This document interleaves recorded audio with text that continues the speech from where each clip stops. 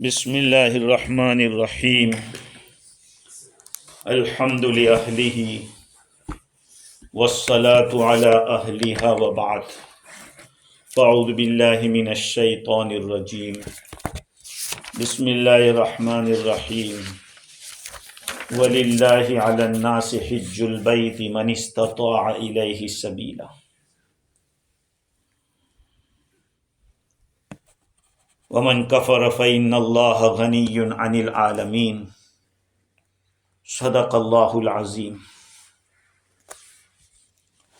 بزرگوں، پیارے بھائیوں، ہمارا جو ٹاپک ہے حج کا ہے۔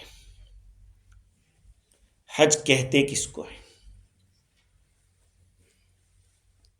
حج کہتے ہیں زیارت مکان مخصوص فی زمن مخصوص بفعل مخصوص۔ حج کہتے ہیں زیارت کرنا ایک مخصوص جگہ کا۔ جگہ کیا ہے؟ بیت اللہ اور عرفات، ان دونوں کی زیارت کرنا۔ یہ دونوں فرض ہے، طواف زیارت فرض ہے، وقوف عرفہ فرض ہے، تو دونوں جگہ جانا ضروری۔ تو زیارت کرنا ہے ان دو جگہوں کا، اور عمل کیا ہوگا؟ ایک میں طواف ہوگا، ایک میں وقوف ہوگا، اسی کو زیارت کہا۔ زمانی مخصوص، خاص زمانے کے اندر۔ خاص زمانے سے مراد طواف زیارت ہوگی 10ویں تاریخ سے لے کر زندگی بھر طواف زیارت، اور وقوف عرفہ ہوگا 9ویں کے زوال سے لے کر صبح دوسرے دن کی صبح صادق۔ تھوڑی دیر کے لیے بھی جانا ضروری ہے، نہیں گیا تو حج نہیں ہوگا۔ یہ ہے مخصوص زمانہ کہ وہ وقت ہے اس کا۔ اور بفعل مخصوص، خاص فعل کے ساتھ، احرام باندھ کر، بغیر احرام کے نہیں ہوگا۔ عرفات میں احرام کے ساتھ۔ طواف زیارت باقی ہے تو کوئی بات نہیں، وقوف عرفہ کے بعد کنکری مار کے، ذبح کر کے، سر مڈا کے، نارمل کپڑوں میں آ کے طواف زیارت کر سکتے ہیں۔ ہاں، اور فعل مخصوص نیت کے ساتھ ہو۔ یہ حج فرض ہوا تھا سن ہجری 9 میں۔ 9 میں جب فرض ہو گیا تو رسول اللہ صلی اللہ علیہ وسلم نے 10 میں کیوں کیا؟ رسول اللہ صلی اللہ علیہ وسلم نے کب کیا تھا؟ 10 میں کیا، اور حج کے بعد ہی کچھ مہینے میں آپ صلی اللہ علیہ وسلم کا وصال ہو گیا۔ سمجھ میں آیا کہ نہیں؟ تو سوال یہ ہے کہ آپ صلی اللہ علیہ وسلم نے اس کو لیٹ کیوں کیا تھا؟ اس کی ایک وجہ تو یہ ہے، جس کو عامتاً علماء نے لکھا ہے، کہ عرب حضرات کی یہ عادت تھی اسلام سے پہلے، کچھ دنوں کو لیٹ کرتے رہتے تھے، مہینوں کو آگے پیچھے کرتے رہتے تھے، اور سن ہجری 10 کے اندر وہ سال اپنی بالکل لائن پہ آ رہا تھا۔ سمجھ رہے؟ جس سال آپ صلی اللہ علیہ وسلم نے حج فرمایا، اس وقت بالکل وہی ٹائم تھا، حج کا زمانہ بھی تھا اور سب کچھ تھا۔ اس سے پہلے آگے پیچھے وہ لوگ کر لیتے تھے۔ دوسری ایک وجہ، حضور صلی اللہ علیہ وسلم کو اس بارے میں یقین تھا، اور یہ تھا کہ میری عمر وہاں تک رہے گی۔ مجھے اور آپ کو کسی کو پتہ نہیں ہے کہ ہم اتنا زندہ رہیں گے یا کیا ہوگا۔ اللہ تعالیٰ کی طرف سے آپ کو یہ علم دیا گیا تھا، اس لیے آپ نے پہلے تو حضرت صدیق اکبر رضی اللہ تعالیٰ عنہ کو، اور بعد میں ان کے پیچھے حضرت علی رضی اللہ تعالیٰ عنہ کو امیر حج بنا کے بھیجا۔ سمجھ رہے ہیں؟ اس میں اشارہ تھا خلافت کا کہ میرے بعد ہوگا کون؟ صدیق اکبر. نماز میں اپنی جگہ پہ صدیق اکبر کو قائم کیا 17 نمازیں. جیسے حضور کی حیات میں لیڈنگ کی حضرت ابو بکر صدیق رضی اللہ عنہ. ہم جو اہل سنت والجماعت کہتے ہیں نا کہ حضور کے بعد اگر کسی کا مقام ہے تو وہ صدیق اکبر ہے، اس لیے کہتے ہیں کہ نبی صلی اللہ علیہ وسلم نے اپنی حیات میں اشارہ دے دیا تھا کہ میرے بعد. اور صحابہ بھی یہ کہتے تھے کہ ہمارے درمیان حضور کے بعد اگر کسی کو عزت دی جاتی تو صدیق اکبر، پھر حضرت عمر فاروق، پھر حضرت عثمان زمر، پھر حضرت علی مرتضی. خیر یہ ایک الگ ٹاپک ہے، وہ بھی ہم لوگوں کو جاننا چاہیے، ہاں سمجھنا بھی چاہیے، جاننا بھی چاہیے کہ ہم اہل سنت والجماعت ہے تو کیا فرق ہے ہمارے. زندگی میں ایک مرتبہ حج فرض ہے، اللہ تعالیٰ کی طرف سے جو فرض کیا گیا ہے. ہاں کیونکہ بیت اللہ کا گھر ایک ہی ہے، جو کعبہ ہے وہ ایک ہے، اس لیے اس کی وجہ سے ہی تو حج کرنا لازم ہوا. تو کہا کہ زندگی میں ایک مرتبہ حج فرض ہے. کبھی حج واجب ہو جاتا ہے، کبھی حج حرام ہوتا ہے، کبھی حج مکروہ ہوتا ہے. کہیں کیا کیسی بات کا حرام ہوگا حج؟ ہاں آپ کسی کی زمین کے اندر اس کی اجازت کے بغیر نماز پڑھ لو تو نماز تو آپ کی ہو گئی، لیکن یہ کسی کی اجازت کے بغیر آپ نے کیا، وہ جائز کام کیا نہیں. ایسے ہی مال حرام سے حج کرنا، حرام مال سے حج کرنا یہ جائز نہیں ہے، حرام. اب سوال یہ ہوتا ہے کہ کوئی بیچارہ ڈاکو لٹیرا ہو، زندگی بھر وہی کام کیا اور وہ حج کرنا چاہتا ہے. قربان جائے ان علماء کے اوپر، انہوں نے ہر چیز کا ایک سولوشن رکھا. کیا رستہ ہے؟ کہا کسی آدمی سے قرضہ لے لے حلال پیسے کا، کہ بھائی مجھے اتنا قرضہ دے دو، میں حج کرنا چاہتا ہوں. تو یہ حج کرے گا تو کن پیسوں سے کرے گا؟ حلال پیسوں سے.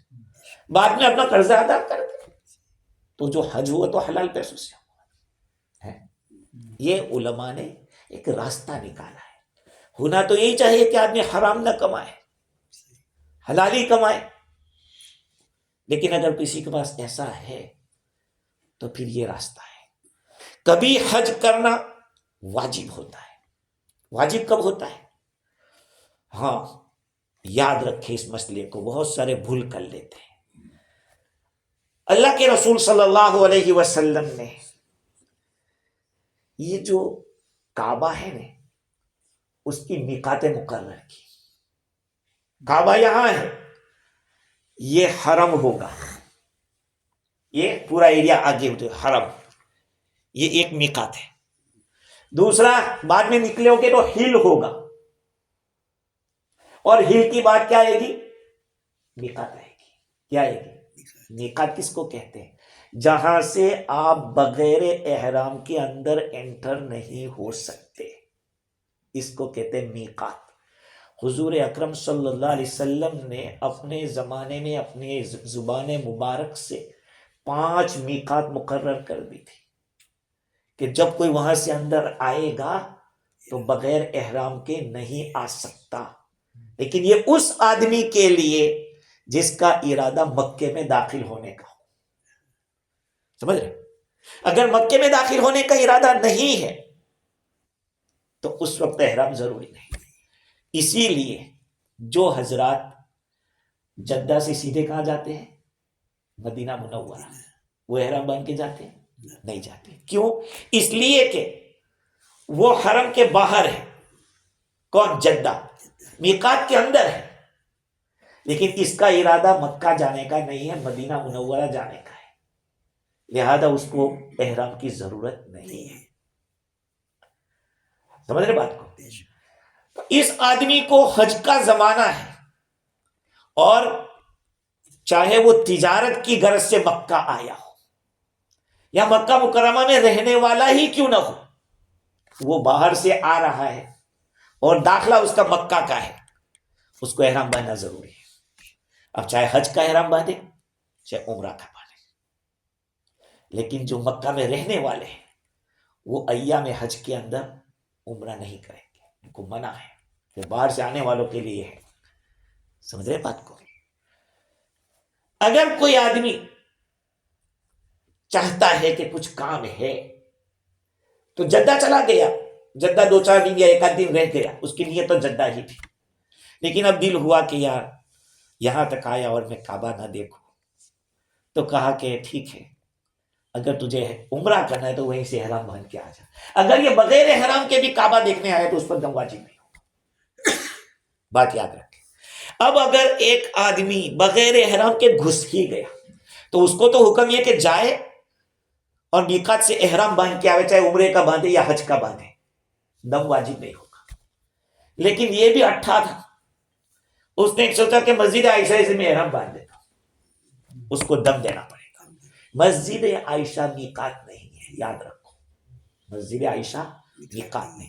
جعرانہ جس کو ہم جعرانہ کتابوں میں لکھا ہے، اس کو آج کل جعرانہ کہتے ہیں. جعرانہ وہاں سے بڑا عمرہ ہوتا ہے. بڑا عمرہ کا مطلب بڑا، کئی نبیوں نے وہاں سے احرام باندھا تھا جعرانہ سے. تو وہ بھی میقات نہیں ہے، وہ بھی اندر ہے، مکہ کا گاؤں ہے. کبھی ایک آدمی کا ایسا ہوا تو مجھے فون آیا تھا، میں نے فوراً گوگل پہ مارا تھا جعرانہ کا لفظ عربی میں، تو کہا کہ یہ گاؤں ہے مکہ کا.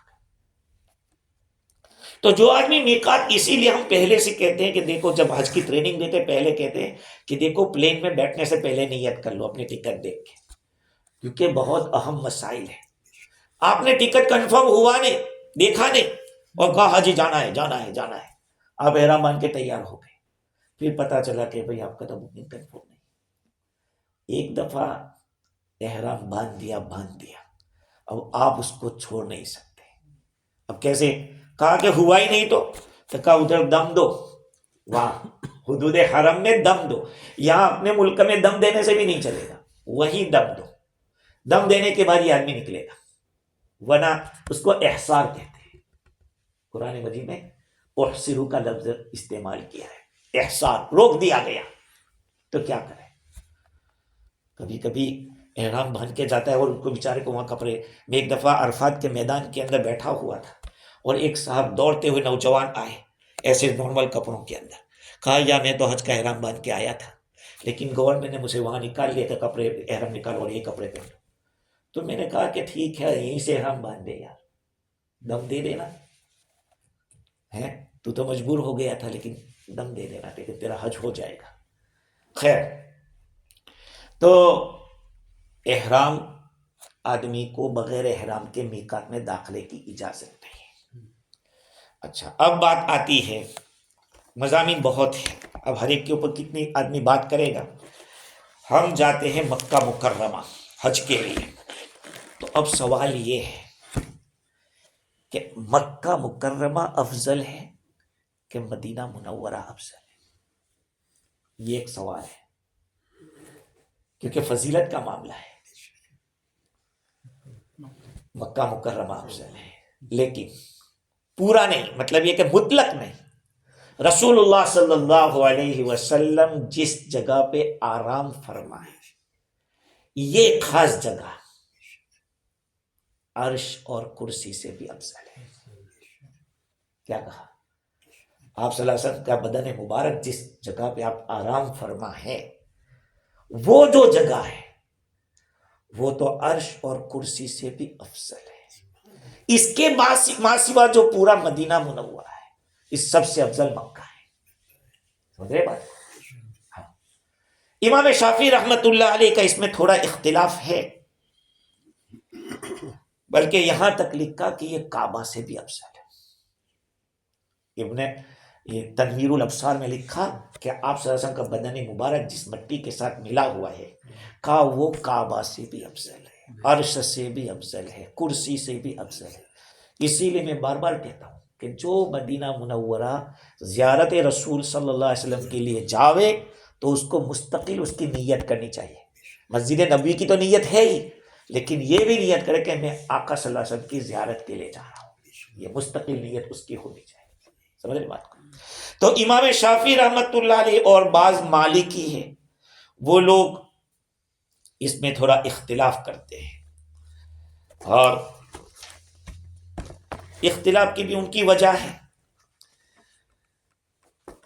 خیر، اس کے بعد باری آتی ہے فضائل کی کہ مکہ مکرمہ کی کیا فضائل ہے، مدینہ منورہ کے. مدینہ کی تو ہم بعد میں بات کریں گے، لیکن چونکہ حج میں جو ہمیں پہلے سابقہ پڑتا ہے وہ بیت اللہ سے ہوتا ہے، مکہ مکرمہ. اس کے لیے احادیث شریفہ بے شمار ہے.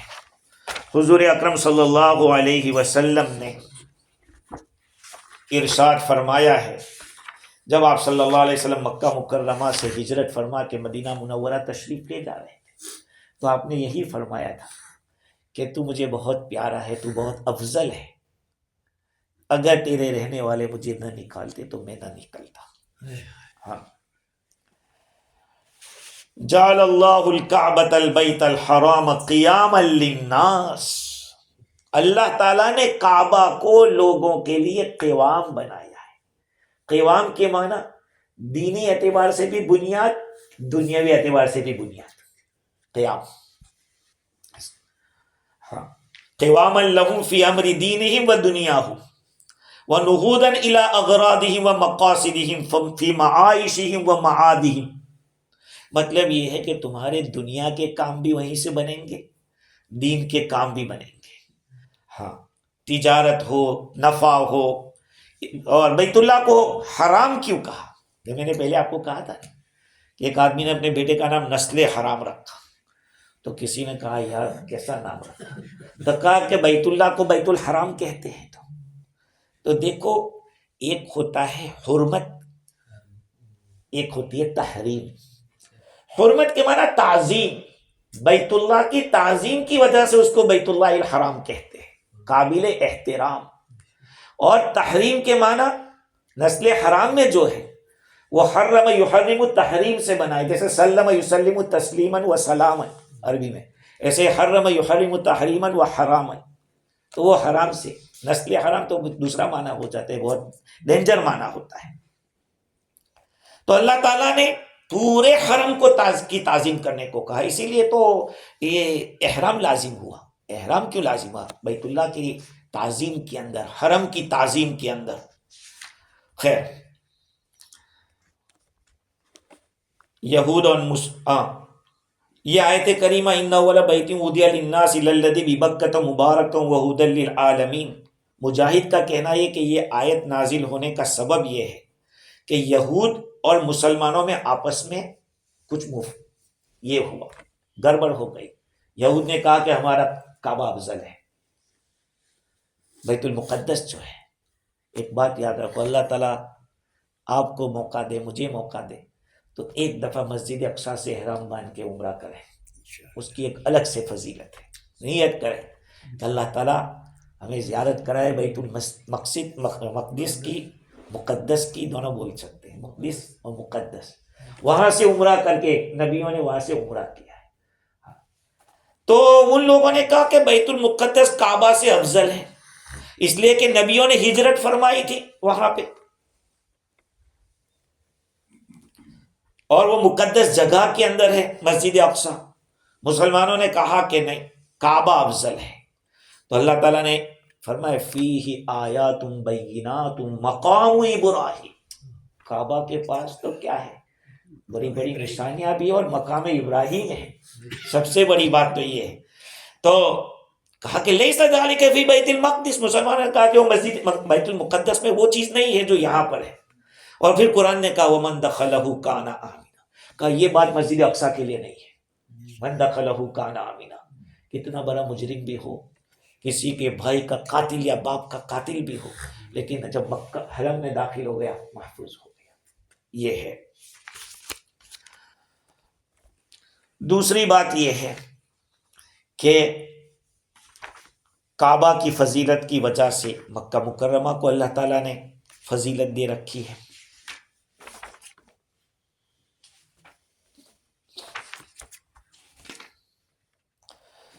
حضرت عبداللہ ابن زبیر رضی اللہ تعالی عنہ کو کعبہ کے مکہ کے اندر ہی شہید کیا گیا تھا.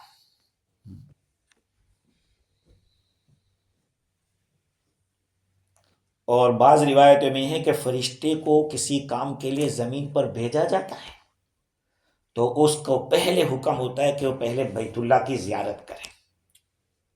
ہاں تو وہ نیچے اترتا ہے فرشتہ تلبیہ کہتے ہوئے، یہاں تک کہ حجر اسود کا وہ بوسہ لیتا ہے، پھر بیت اللہ کا 7 مرتبہ طواف کرتا ہے، پھر 2 رکعت پڑھتا ہے، پھر اپنی حاجت کے لیے وہ جاتا ہے. حضرت جابر رضی اللہ عنہ فرماتے ہیں حضور صلی اللہ علیہ وسلم نے فرمایا ان ھذا البیت دعامۃ الاسلام، یہ بیت اللہ اسلام کی بنیاد ہے، حفاظت کا ذریعہ ہے.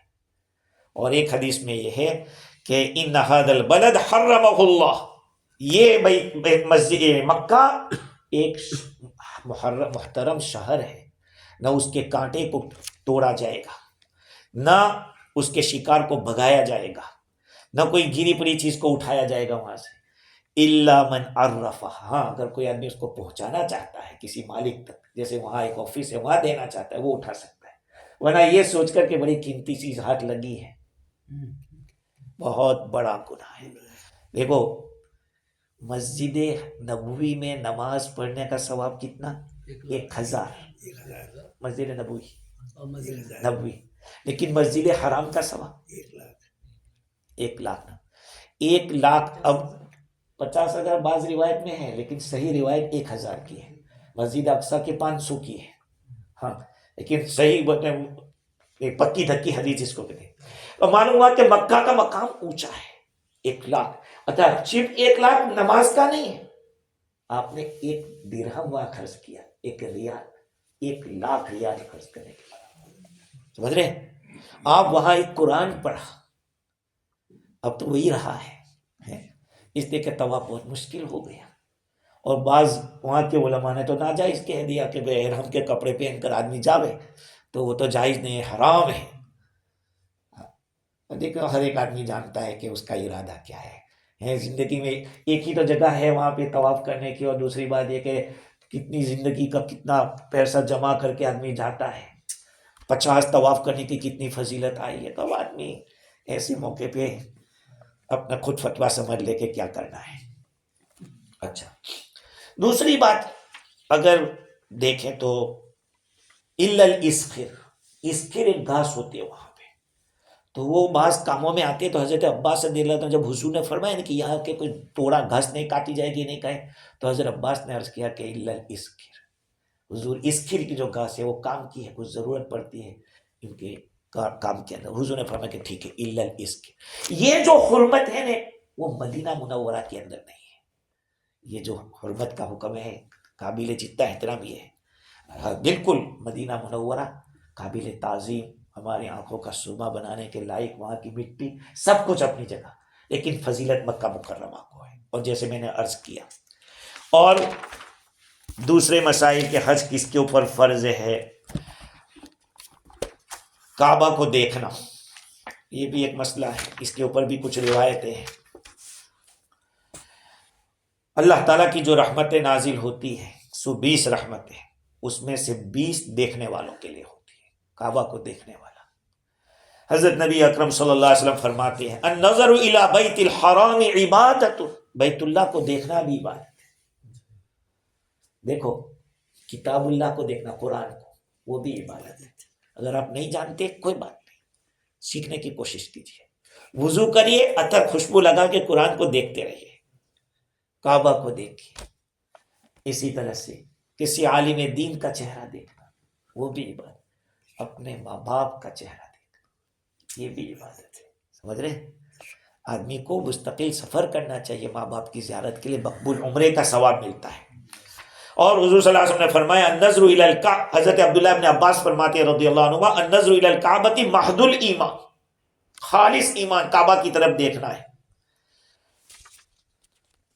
کعبہ میں داخلہ، جو آدمی، حضرت حسن بصری رحمۃ اللہ علیہ فرماتے ہیں حضور صلی اللہ علیہ وسلم نے فرمایا کہ جو بیت اللہ میں داخل ہو گیا وہ اللہ کی رحمت میں داخل ہو گیا، اور اللہ کی حفاظت میں، اللہ کے امن میں داخل ہوا. اور جو وہاں سے نکلے گا اس حال میں نکلے گا کہ اس کی مغفرت ہو. اب آپ کہیں گے یہ بات کسی نے اس زمانے میں شاہ سعود کو کہا تھا کہ تم لوگ دنیا کے نکمے نالائقوں کے لیے دروازہ کھولتے ہو.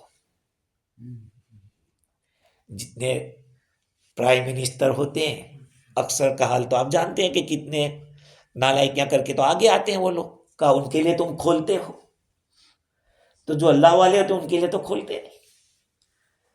اور ہوتا یہ بھی ہے کہ کعبہ کا گلا کاٹ کاٹ کے ایسوں کو دیتے ہیں. سمجھ رہے بات؟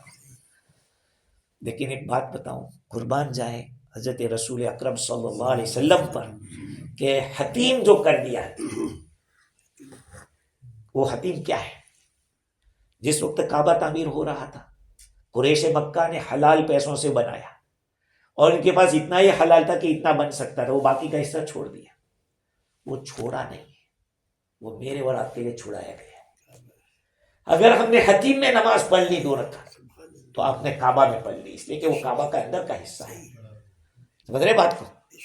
تو ہر کسو نہ کوئی یہ نہیں کہے گا کہ بھائی ہم اندر نہیں جا سکتے. آپ حتیم میں جا کے کھڑے ہو جاؤ، آپ اندر چلے گئے تو یہ کیسا ہے؟ ہم جیسے لوگوں کو کون اندر جانے دے گا؟ تو اللہ تعالیٰ نے یہ رستہ کھول دیا. تو حتیم کعبہ کے اندر داخلہ، وہاں پہ نماز پڑھنا، وہاں پہ دعا کرنا، یہ ساری چیزیں قابل تعریف ہے، اور بہت ساری اس کے بھی فضائل آئے ہیں. رسول اللہ صلی اللہ علیہ وسلم نے ارشاد فرمایا ما من احد يدعو تحت الميزاب الا استجيب له. جو آدمی میزاب رحمت جو پرنالا ہوتا ہے، پرنالی کہتے ہیں، جو پرانی کہتے ہیں جی پرانی، کہ اس کے نیچے اگر کوئی آدمی کھڑا ہو کے دعا کرے اس کی دعا قبول ہوگی. کو کیا بتاؤں، اتنی تفصیلات ہیں. بارش کے اندر طواف کرنے کا الگ ثواب ہے، سخت گرمی میں طواف کرنے کا الگ ثواب ہے. یہاں تک کہ بعض لوگوں کو تو اللہ نے یہ توفیق دی کہ پانی برسا، اتنا برسا کہ وہاں پہ فلڈ آ گیا، تو بعض لوگوں نے تیر کر طواف کیا، تیر کر، اور جہاں حجر اسود آتا وہاں ڈبکی لگائی اور استلام کیا. اس میں پڑھ رہا تھا، یہ بہت ہی پرانی کتاب ہے، 854 کے اندر یہ لکھی گئی ہے. تو اس میں اس زمانے کے حنفی جو مکہ کے قاضی تھے، حنفی تھے، انہوں نے یہ کتاب لکھی 5 والیوم کے اندر. اب اسی کے اوپر آدمی تھوڑی تھوڑی بات پر بھی کرنے جاوے تو پورا سیزن ختم ہو جائے، لیکن بات ختم نہیں ہوگی. خیر، اب حج کے بارے میں ہمیں اتنا جاننا ہے کہ حج کس پر فرض ہے. حج کی فرضیت کی جو شرطیں ہیں وہ 2 قسم کی ہیں. بعض وہ ہیں جو مرد اور عورت دونوں پر ضروری ہے، تب جا کے حج فرض ہوگا. اور بعض شرطیں ایسی ہیں جو صرف خالص عورتوں کے لیے ضروری ہے، جیسے کہ محرم کا ہونا. بغیر محرم کی عورت کے اوپر حج فرض نہیں ہوگا. اور دوسری شرط عورت کے لیے یہ ہے کہ طلاق کی عدت یا وفات کی عدت میں نہ ہو، یہ بھی ایک شرط ہے. اب مردوں کو اور عورتوں کے لیے کیا شرط ہے؟ پہلی شرط بالغ ہونا چاہیے. اگر بچے نے حج کیا ہے بچپن میں، وہ فرض نہیں ہوگا، وہ نفل ہوگا، ماں باپ کو ثواب ملے گا اس کا، اور اس کا نیت وہی کر لیں گے ماں باپ ہوں گے. یا ایسا لڑکا ہے کہ جو نہیں سمجھتا ہے تو اس کی طرف سے بھی اس کے ماں باپ نیت کر سکتے ہیں. تو بالغ ہونا. دوسرے نمبر پہ عقل کا ہونا، صرف بالغ ہونا کافی نہیں، عقل کا ہونا. بچے پر حج فرض نہیں ہے چاہے کتنا بڑا مالدار ہو، پاگل پر حج فرض نہیں ہے چاہے کتنا، اس لیے کہ وہ خطاب کے لائق ہی نہیں. یا ایھا الذین آمنوا، یہ ایمان کا جو اللہ تعالیٰ خطاب کرتے وہ اس کا یہ نہیں ہے، اہل نہیں ہے. اچھا، حضور اکرم صلی اللہ علیہ وسلم نے ارشاد فرمایا ایما صبی حج 10 حجج ثم بلغ فعلیہ حجۃ الاسلام. اگر کسی بچے نے 10 حج کر لیے، کتنے؟ بچپنے میں 10 حج کر لیے، تو اللہ تعالیٰ نے موقع دے دیا حرم کے اندر رہنے کا، اور فیملی کے ساتھ رہ رہا، ہر سال حج کر رہا، بچے کو بھی لے کے جا رہے ہیں. کہا کہ پھر جب بالغ ہوگا پھر اس کو حج تو کرنا پڑے گا. سمجھ رہے؟ میں نے اس پہ ایک قصہ آپ کو سنا ہے، شاید یاد ہو جاتا. امام محمد رحمۃ اللہ علیہ حنفی عالم ہے، امام ابو حنیفہ رحمۃ اللہ علیہ کے اسٹوڈنٹ ہیں. ان کو علم حاصل کرنے کا قصہ کہ وہ کیسے علم حاصل کرنے گئے. کہتے ہیں کہ جب وہ 14 سال کے تھے، عشاء کی نماز پڑھی انہوں نے، عشاء پڑھنے کے بعد سو گئے تو رات کو احتلام ہو گیا، رات کو یعنی پہلی دفعہ یہ بالغ ہوئے، تو امام صاحب رحمۃ اللہ علیہ کے پاس گئے، امام صاحب کا درس چل رہا تھا، تو پوچھا تو کہا کہ آپ کو نماز کی قضا کرنی پڑے گی، اگر کیونکہ رات کو جب بالغ ہوئے اور نماز کا ٹائم باقی تھا تو آپ پر عشاء کی نماز فرض ہو گئی، آپ نے جو پڑھی تھی وہ نفل تھی، اب پڑھیں گے وہ فرض ہو گئی۔ کہا رکو میں بھی نماز پڑھ کے آتا ہوں، تو وہ قضا کر کے آئے اور کہا میں علم حاصل کرنا چاہتا ہوں، تو کہا کہ حافظ کہاں کا پہلے حافظ ہو کے آؤ۔ میں نے بعض کتابوں میں پڑھا کہ 14 دن میں یا 1 مہینے میں، 14 نہیں، پورا قرآن حفظ کر کے آ گئے۔ امام صاحب رحمۃ اللہ علیہ نے ادھر ادھر سے پوچھا، پرفیکٹ نکلے۔ اس لیے امام شافعی کے بھی وہ استاد ہوتے، وہ موٹے بہت تھے، کہا کہ موٹا کے بارے میں عامتاً کہا جاتا ہے کہ وہ ان کی عقل اتنی زیادہ ہی نہیں ہوتی، وہ سست رہتا ہے۔ کہا لیکن امام محمد وہ ایسے نہیں تھے۔ استاد نے کہا کہ اجری لے کے آؤ اونٹ کی، تو 3 اجریاں لائے، ایسے 2 ہاتھ میں پکڑی اور ایک منہ سے پکڑی، پیٹ، اجری کے معنی پیٹ، اتنے طاقتور تھے اور سست نہیں تھے۔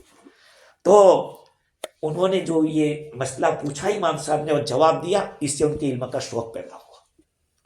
یہ جب رات کو کتاب دیکھتے تھے تو کوئی مسئلہ ان کو سمجھ میں آتے تو کیا ہی نہ ملوک الدنیا، دنیا کے بادشاہ کہاں ہیں جن کو یہ لذت نصیب ہو علم کی؟ اور قسم بخدا میں آپ کو کہتا ہوں، بریانی کی لذت ایک طرف، بریانی کی لذت ایک طرف اور چاپ سوئی کی ایک طرف، سب وہ یہاں تک اندر گیا کوئی لذت، لیکن علم کی جو لذت ہوتی ہے، علم کی لذت، وہ تو برس ختم ہو جائے لیکن وہ لذت ختم نہیں ہوتی۔ میں آپ کو بتاؤں کہ ایک مسئلہ میرے پاس اس رمضان میں آیا تھا، تو اس مسئلے کے لیے میں نے کہاں فون کیا۔ مسئلہ کیا تھا کہ جس آدمی کے پاس پیسہ تو ہے لیکن بینک کا قرضہ بہت زیادہ ہے، بینک کا قرضہ بہت زیادہ ہے، تو جب زکوٰۃ نکالے گا تو وہ مائنس کرے گا، تو کیا بینک کا پورا قرضہ مائنس کرے گا یا 1 سال کا قرضہ مائنس کرے گا یا 1 مہینے کا؟ میں کہہ رہا تھا 1 مہینے کا، اب تو میں نے پہلے کہا ہے، لیکن یہ نیولین سے سوال آیا تھا مولانا ابوبکر کا، اب میں تو پھنس گیا، کیونکہ مفتی جب بات کرتا ہے اس کے پاس حوالہ چاہیے، ہم بغیر حوالے کے فتویٰ نہیں دے سکتے، ہمیں اس کو ڈھونڈنا پڑے گا، تم نے لکھا تو کہاں سے لکھا؟ تو میں نے جس آدمی نے یہ مسئلہ لکھا تھا 1 سال والا، میں نے وہاں فون کرا ہے کہ وہاں پوچھو کہ تم نے 1 سال لکھا کہاں سے، تمہاری کتاب میں 1 سال کا لکھا ہے، میرے استاد نے بھی 1 سال کا لکھا ہے لیکن وہ تو دنیا سے چلے گئے۔ آج جب یہ کتاب لینے گیا نیچے اپنے کتب خانے میں، تو میں نے انگلینڈ کی ایک چھپی ہوئی کتاب کو دیکھا، تو وہ مضمون لمبا چوڑا عربی کے ساتھ، تو اس کے اندر لکھا تھا کہ اگر کوئی آدمی، کسی آدمی نے اپنی بیوی کا مہر مقرر کیا تھا اور اس نے ادا نہیں کیا ہے اور اس کو کریڈٹ پہ رکھا ہے، قرضے پہ رکھا ہے، ابھی قرضہ دینے کا، اس کا ادا کرنے کا ارادہ نہیں ہے، تو کہا کہ وہ قرضہ میرا یعنی مائنس نہیں کرے گا، ادھار کا وعدہ ہے تو مائنس نہیں کرے، اب تھوڑا تھوڑا کر کے دینا ہے تو کہا کہ جو تھوڑا دینا ہے اس کو مائنس کرے، پورا نہیں۔ اور فقہا کا قاعدہ ہے کہ جہاں پہ زکوٰۃ فرض ہو نہ ہو، اس میں ذرا یہ ہو جاوے تو غریب کا خیال کر کے زکوٰۃ فرض کرو۔ تو میں نے اتنی مجھے خوشی ہوئی کہ دیکھو آدمی ڈھونڈتا رہتا ہے تو مل تو جاتا ہے۔ تو علم کی جو لذت ہے، علم کی لذت نہ کھانے میں ہے نہ دوسری جگہ پہ بھی اس لذت ہے، وہ تھوڑی دیر کی لذت ہوتی ہے، لیکن علم کی لذت ایسی ہوتی ہے کہ جو پائیدار ہوتی ہے، ہمیشہ رہنے والی۔ خیر، تو اس کے اوپر جو حج فرض ہے، آدمی کا بالغ ہونا، اسی طرح سے عاقل ہونا، اور اسی طرح سے اتنے مال کا مالک ہونا کہ آدمی وہاں پر جا سکتا ہو، آ سکتا ہو، یہ اس کا مسلمان ہونا بھی ضروری ہے، غیر مسلم پر حج فرض نہیں ہے۔ اسی طرح سے آزاد ہونا، وہ غلام ہے تو اپنا خود کا ہی اس کے پاس ٹھکانے نہیں ہے تو کیسے اس پر حج فرض، اس کے پاس پیسہ ہی نہیں رہے گا۔ بدن کا تندرست ہونا، ایسا بیمار کہ جو اپاہج ہے، ایسا بوڑھا کہ جو سواری پر بیٹھ نہیں سکتا، یا اس کو گورنمنٹ کی طرف سے منع کیا گیا ہے، وہ نہیں آ سکتا، تو پھر اس کے اوپر جو کہتے ہیں کہ حج فرض نہیں ہے۔ اب وہ بعد میں کسی کے پاس کروا دے، وہ نہیں کر سکتا، تو پھر وہ دوسرا مسئلہ ہوگا۔ اسی طرح سے مل کے زاد، جانے آنے کا خرچہ، اپنے بیوی بچوں کا خرچہ، وہاں جتنا رکیں گے اس کا خرچہ، اور پھر راستے کا پرامن ہونا۔ ایک آدمی اس ذی الحجہ سے پہلے اتنے پیسوں کا مالک ہو گیا اور حالات ابھی ایسے چل رہے ہیں کہ پلین نہیں جا سکتے، تو پھر اس پر حج فرض نہیں ہوگا، سمجھ رہے ہیں؟ اس لیے کہ اس کے راستہ پرامن نہیں ہے۔ عورت کے لیے میں نے 2 باتیں بتلا دی۔ اب کچھ سوالات ہو تو کہیں، اس کے اوپر پھر آئندہ ہم بحث کریں گے انشاءاللہ، کیونکہ ٹائم بھی پھر جا رہا ہے۔ مولانا مقام حتیم اردو مقام حتیم ان سائڈ کے نماز پڑھنا وہی اتنے ہی فضیلت رکھتا ہے، اور آؤٹ سائڈ نہیں، اس کے فضیلت زیادہ ہے۔ حتیم کے اندر، اس لیے وہ کعبہ کا حصہ ہے، اندر ہے وہ، سمجھ رہے بات؟ ایک آدمی کعبہ کے اندر داخل ہو جائے اور وہاں عبادت کر کے آئے، وہ الگ چیز ہوگی۔ باہر جو ہوگا یعنی 1 لاکھ کا 1.5 لاکھ ہو جائے گی، ہو سکتا ہے، اس کی فضیلت اور ہوگی۔ پورے حرم کے اندر آپ نماز پڑھو تو 1 لاکھ، اور کعبہ کے اندر جا کے پڑھو تو اور زیادہ، ہاں اس سے بھی زیادہ ہو سکتا ہے۔ ہاں، اور وہ ابھی لاسٹ والا مسئلہ کہ ایروپلین تو جا رہا ہے، ہاں، لیکن کوئی اور خطرہ ہے، یعنی ایروپلین کے ہنگامی طور پر جنگ ہو رہی ہے جیسے ابھی ہو رہا ہے، تو وہ ایک حادث الگ ہے، اور ایروپلین کے اندر جانے کا جو خطرہ ہے وہ الگ چیز ہے۔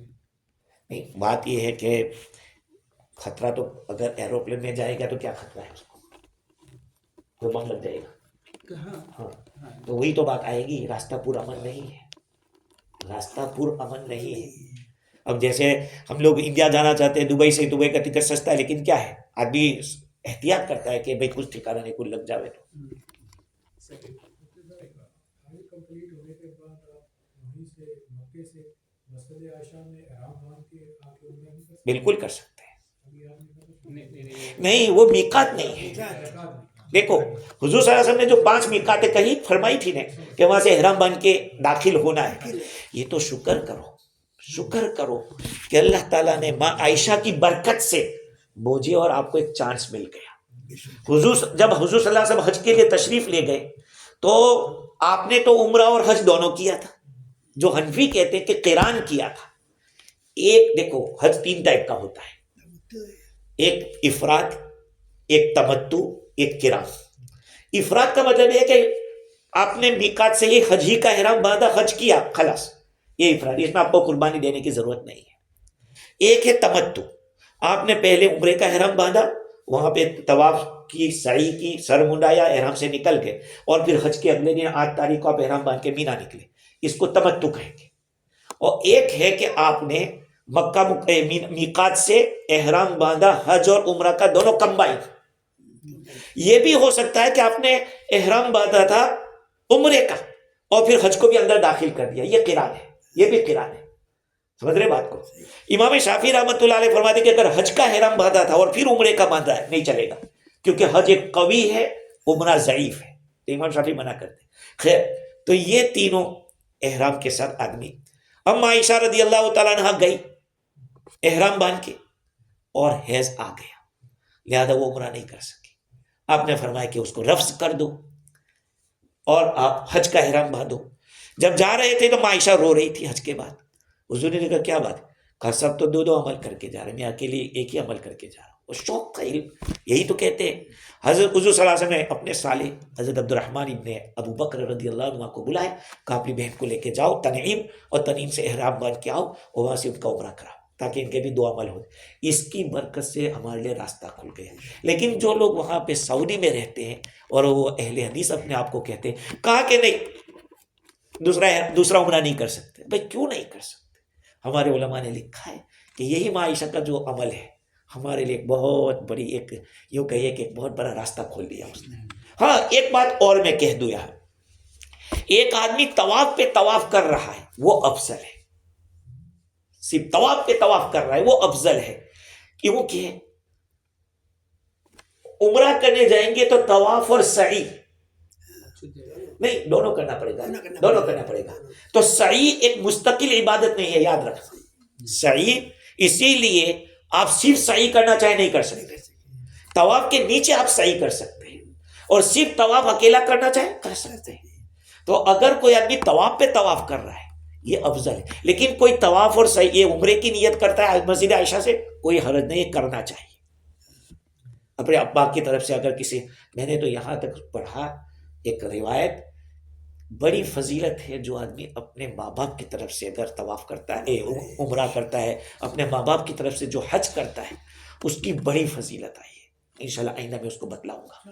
مطاف کے ایریا جو ہے ہاں کیا وہ حرم کے ایریا کے ساتھ میں ہے؟ جیسے 1,00,000 ثواب آپ کو حرم میں پڑھنے کا ہے, کیا حرم مطاف کے ایریا بھی حرم میں انکلوڈیڈ ہے؟ بالکل سوال ہی نہیں, وہ تو بنیادی چیز ہے. جیسے بھی حتیم الگ سے آپ بولتا ہے اس میں زیادہ ثواب ہے, ہاں تو مطاف میں اس ایریا جو وہ حرم ایریا سے زیادہ ثواب نہیں نہیں ہے نہیں, وہ پورا حرم کہلائے پورا گا. حرم ہے. ہاں, وہ حرم پورا ایک ہے, یہ کعبہ ہے, سمجھ رہے, اس پہ خصوصی رحمتیں اللہ کی نازل ہوتی ہے, ایک خاص ایریا ہے. ہاں ایک عمومی طور پر فضا بنی ہوئی ہے کچھ لوگوں کی کہ مثلاً ایک بندے کے پاس شارٹ ٹائم ہے, صرف عمرہ ادا کر سکتا ہے, ہاں اور وہ مدینہ شریف نہیں گیا, جو ایک روایت بنی ہے کہ 40 نمازیں جا کے پوری کرنی ہے, وہ یہ وہ اس کے بارے میں وضاحت کر. دیکھو کسی کے پاس اتنا پیسہ ہے کہ صرف مکہ مکرمہ جا کے آ سکتا ہے اور 5 دن جو رہنا ہے حج فرض ہو جائے گا. حضور اکرم صلی اللہ علیہ وسلم کی زیارت کرنا ایک الگ عبادت ہے. حضور نے کیا فرمایا, من حج ولم یزورنی فقط جفانی, جس نے حج کیا اور میری زیارت نہیں کی اس نے مجھ پہ ظلم کیا. اب ظاہر بات ہے کہ وہاں تک پہنچ گیا ہے, یہ الگ بات ہے کہ مدینہ شریف جانا یہ it is not a part of Hajj, سمجھ رہے, حج کا پارٹ تو نہیں ہے, لیکن ظاہری بات ہے کہ لا الہ الا اللہ پڑھتے تو محمد الرسول اللہ بھی تو پڑھتے. اب محمد الرسول اللہ ہم پڑھیں اور وہیں پہ نہ جائیں تو سمجھ رہے بات کو. تو آپ کی بات 40 نماز ہے, وہ کوئی فرض واجب نہیں, وہ فضیلت کی چیز ہے. اگر ایسا ہے کہ آپ فجر کے وقت مدینہ شریف پہنچے اور ظہر کی نماز پڑھ کے یا ظہر سے پہلے بھی, لیکن حضور کی زیارت کر کے نکل گئے, بس ادا ہو گیا نا. بس. میں جب پہلی دفعہ یہاں سے حج میں گیا تو میں نے بہت سے ساتھیوں کو دیکھا, میں نے کہا یار مسجد نبوی میں جا کے نہیں گیا. ارے میں نے کہا یار جس کے مہمان ہم بنے ہیں اسی کو پتہ نہ ہو تو پھر کیسی بات ہوگی, تم غسل کرو چلو ہمارے ساتھ. میں نے کہا یہ تو پہلا کام کرنے کا ہے کہ جاؤ مسجد نبوی میں 2 رکعت تحیۃ المسجد پڑھو, پھر حضور کے روضے پہ سلام پیش کرو. ہاں اب مشکل مسجد پڑھ کے زیارت کر کے جنت البقیع میں آ کے بیٹھ گئے. روضۃ من ریاض الجنہ میں اس کا تو تھوڑا ہارڈ ہو گیا ہے, لیکن 5 ٹائم کی نماز میں آپ سلام پیش کرنے جا سکتے ہیں, وہ کر سکتے ہیں, لیکن ابھی آپ کو مسجد وغیرہ کا موقع نہیں. کیوں؟ باہر تم پڑھ سکتے ہو, مسجد کے اندر نہیں. بالکل. اچھا اچھا. سب جیسے ابھی حاجیون جاتے ہیں نا تو ایک قربانی ہوتی ہے جو اس کے نام سے, کیا یہاں پہ اس کا الگ سے قربانی کرنا؟ دیکھو سن لیجئے, یہ مسئلہ بہت بار آتا ہے, سن لینا پورا مسئلہ, کہ حاجی وہاں جو قربانی کرتا ہے وہ حج تمتع اور حج قران میں واجب ہے, حج قران کے لیے. اچھا جب وہ مکہ مکرمہ پہنچا حج کرنے کے لیے, اگر وہ 15 دن مکہ میں رہنے سے پہلے, مکہ مکرمہ میں 15 دن رہنے سے پہلے مینا چلا گیا ہے حج کے لیے, اس پر جو قربانی ہم یہاں کرتے وہ واجب نہیں, اس لیے کہ مسافر ہے. یاد رکھیں مسافر پر قربانی واجب نہیں, جائز تو ہے کر سکتا ہے لیکن نہیں کرے گا تو گناہ نہیں ہوگا. ایک آدمی 15 دن مکہ مکرمہ میں رہ لیا اور یہاں سے پھر مینا جا رہا ہے, یہ مقیم ہے, یہ مقیم ہے, مسافر نہیں ہے. اس لیے کہ وہ مینا عرفات مزدلفہ 77 کلومیٹر دور نہیں ہے. اس لیے اگر 15 دن مکہ میں رہ چکا ہے اور پھر مینا جا رہا ہے تو پھر اس کو قربانی کرنی پڑے گی اگر پیسہ ہے اس کے پاس. یہاں بھی کر سکتے اس کی وہ قربانی, ورنہ تمتع اور قران والی قربانی وہی کرنی پڑے گی حدود حرم میں.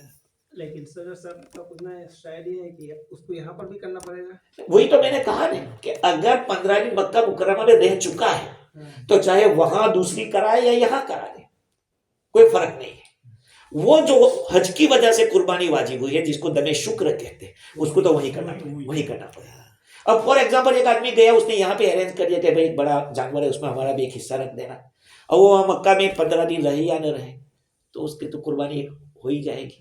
آپ کی بات میں ذرا لاسٹ میں چل رہا سیشن, یہ جو ابھی آپ نے فرمایا کہ 15 دن, کیونکہ ساتھیوں کو کئیوں کو معلوم نہیں کہ 15 دن کیا سفر کے اندر اس کی اہمیت ہے. نہیں یہ جانتے ہیں لوگ, اقامت کی جو نیت ہے 15 دن کی, آدمی مقیم بن جاتا ہے ایک جگہ کنٹینیو 15 دن رہنے کی اگر نیت کر لیتا ہے. اگر 10 دن رہا تھا مکہ مکرمہ میں اور پھر وہ مدینہ منورہ چلا گیا تو اب وہ جو وہاں 10 دن رہا تھا وہ کینسل ہو گیا. اب پھر وہاں سے آنے کے بعد کنٹینیو 15 دن رہنے کی نیت کر رہا ہے تو پھر مقیم بنے گا. سمجھ لیں. سوال یہ ہے کہ اس کو معلوم ہے کہ مجھے 15 دن ہی رہنا ہے, وہ مقیم میں داخل ہو جائے گا, پوری نماز پڑھے گا. کنٹینیو 15 دن اگر مینا میں رہنا, مکہ میں رہنا ہے اس کو, تب تو اس کو پوری نماز پوری پڑھنا نماز, ہے. یعنی وہ مسافر نہیں ہے. نہیں, کنٹینیو 15 دن. اگر 12 دن رہا مکہ میں اور اس کو مینا نکلنے کا ہو گیا وہ مسافر رہے گا. وہ تو ظاہر ہے. نیت کیا 15 دن کی, ہاں پوری نماز پڑھنے لگا اور 12 دن میں نکلنا پڑے گا. کہاں مکہ سے نہیں, کہاں جانا پڑ گیا, 77 کلومیٹر دور جانا پڑا, تو اب وہ پھر مسافر نہیں رہا, ارے وہ مقیم نہیں رہا, اب وہ مسافر بن گیا. دیکھو یاد رکھو, وطن اصلی, وطن اقامت. وطن اصلی کا مطلب یہ جہاں بیوی بچوں کے ساتھ آپ رہ رہے ہیں, یہ نہیں ہے کہ پیدا ہوئے وہی وطن اصلی. آپ فیجی سے آ گئے یہاں, آپ اپنے بیوی بچوں کے ساتھ یہاں رہ رہے ہیں, آپ کا یہ وطن اصلی ہے. فیجی میں آپ کا مکان ہے, آپ کا سب کچھ ہے, تو وہ بھی آپ کا وطن اصلی. ایک آدمی کے 2 وطن اصلی ہو سکتے ہیں. تو وطن اصلی کسی سے باطل نہیں ہوتا ہے. مثال کے طور پر آپ رہتے ہیں آکلینڈ میں, آپ گئے فار ایگزامپل مثال کے طور پر ہیملٹن سے آتے ہوئے آپ نے سوچا کہ میں یہاں سے جا رہا ہوں تھوڑی دیر کے لیے کرائسٹ چرچ, یہاں بیچ میں آکلینڈ پڑ رہا ہے, آپ کا سفر ختم ہو, آپ مقیم بن گئے. پھر یہاں سے جب جائیں گے تو یہ نیا 77 کلومیٹر چاہیے. تو وطن اصلی کسی سے باطل نہیں ہوتا. وطن اقامت جو 15 دن کی نیت آپ نے کی ہے, آپ نے دوسری جگہ 15 دن کی نیت کری تو یہ باطل ہو جائے گا. اس میں ایک اور بھی مسئلہ آتا ہے کہ اگر ایک بندہ 15 دن کی نیت کیا لیکن اس کو اگر اور رہنا مزید کام پڑ گیا ہے تو پھر 15 دن کی اور نیت کر سکتے نہیں, وہ تو 15 دن ہو گیا نیت, اب وہ 20 دن رہے 200 دن رہے کچھ نہیں, ہاں ایک دفعہ مقیم ہو گئے. اچھا, وطن اقامت بننے کے بعد اگر وہ 77 کلومیٹر دور جگہ کسی جگہ گیا تو یہ وطن اقامت باطل ہو جائے گا اس کا. پھر دوبارہ 15 دن کی نیت کرتا ہے تو پھر مقیم بنے گا. صاحب ابھی جیسے جو ہم بولتے ہیں نا سفر میں 15 ڈیز, ہمارا فیجی علاقہ کیا ہے, یہ ہم لوگوں کو سکھایا گیا کہ شروع سے پورا نماز پڑھو. اگر جو سفر میں ہے ابھی بھی کافی لوگ, ہم نہیں کہتا سب, کچھ لوگ پورا پڑھیں گے, یعنی کہ قصر نہیں بول کے پڑھیں گے, وہ پورا 4 فرض 4 سنت سب لگا کر پڑھیں گے. کہ یا صحیح اچھا ہے؟ دیکھو, شافی کے نزدیک تو پورا پڑھے گا, کوئی حرج نہیں ہے. حنفی کے ہاں اگر انڈیویجل پڑھ رہا ہے مسافر ہونے کی حالت میں تو اس کو تو 2 ہی واجب ہے, 2 ہی فرض ہے. یہ جو زیادہ پڑھ رہا ہے اگر اس نے پڑھی تو اس کو سجدہ سہو کرنا پڑے گا, اس لیے کہ اس کو سلام پھیرنا تھا 2 کے اوپر اور اس نے سلام کو لیٹ کیا تو رونگ ہو جائے گا. ہاں, اسی لیے کتنا اسٹرانگ ہے یہ, بیکاز ہاں بہت کافی ایجوکیشن نہیں ہے اس ایریا میں. ایک بات بتاؤ کتنا اسٹرانگ ہے, بتاؤں آپ کو. بمبئی کے اندر, بمبئی میں ایک مولانا رہتے تھے, امامت کرتے تھے, اور واپی, آپ جانتے ہیں واپی, آپ گجرات میں, وہ گجرات میں ہے, وہ ان کی فیملی واپی میں رہتی تھی. یہ 2 ہفتے میں وہاں جاتے تھے, 2 ہفتے میں وہاں جاتے تھے, پھر آتے تھے اور امامت برابر کرتے تھے. مسئلہ پوچھا گیا تو کہا کہ اتنے وقت کی نمازیں لوٹانی پڑے گی، اس لیے کہ انجن چھوٹا تھا اور پیچھے جو مال تھا زیادہ تھا، اس لیے کہ اس کی تو 2 ہی فرض تھی، پیچھے والوں کی 4 فرض تھی، تو یہ 2 رکعت نفل پڑھ رہا تھا، پیچھے والے 4 فرض پڑھ رہے تھے. تو نفل کے پیچھے فرض کیسے ادا؟ نہیں، وہی بات ہے. یہ سر ایک جیسے یہاں پہ موسٹلی لوگ آکلینڈ ایئرپورٹ پہ جا کے کہتے ہیں جی سفر سٹارٹ ہو گیا، چارج جو ہے تو وہ پڑھ لو. میں نے دیکھا وہ صحیح ہے. آپ اپنے ایریے سے نکل گئے اور اپنے ایریے سے آپ مسافر بن گئے. یعنی ٹاؤن کمیٹی ایریا ہوتا ہے.